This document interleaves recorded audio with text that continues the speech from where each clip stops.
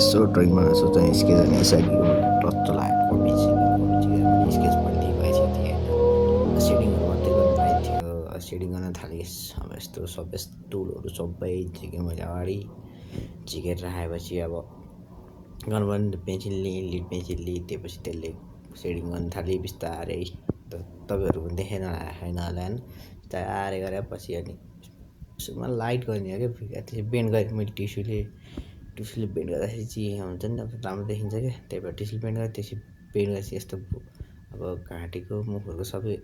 भिडियोमा रेकर्ड गर्न बिर्सेँ क्या त्यही भएर अगाडि नै गइसकेछ कि अब घाँटीको चाहिँ कस्तो देख्यो थाहा भएन मलाई त कस्तो कस्तो लाग्यो फेरि घाँटीमा मैले अब पेन र अब पेन्सिलले गरेँ क्या त्यस्तो टुलहरू पनि छैन क्या मसँग अब अड्डाउँदाखेरि हुन्छ त स्ट्यान्ड छैन अब तपाईँहरूले भिडियोमा देख्नु भएको होला पानीको बोतलबाट अड्काएर गरिरहेको छु क्या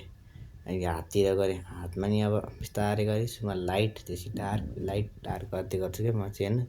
कुनै बेला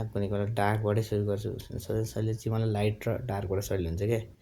त्यसले गर्दा ठ्याक्कै सेप पनि आउँछ ठ्याक्कै हुँदै नि हुन्छ क्या त्यही भएर लाइट टु डार्क गर्दाखेरि सजिलो फाइदा हुन्छ अब आज यति फुल कम्प्लिट भएको छैन फुल कम्प्लिट चाहिँ भोलि गर्छ है त केटा अब ल पार्ट 2 चाहिँ भोलि आउँछ होइन फुल कम्प्लिट गरेको छैन मैले अहिले अल्छी लाएर निद्रा लाग्यो क्या धेरै हिजो पनि सुतेको थिएँ नि त्यही भएर ल यति आजको ड्रइङ भोलि कम्प्लिट गर्छु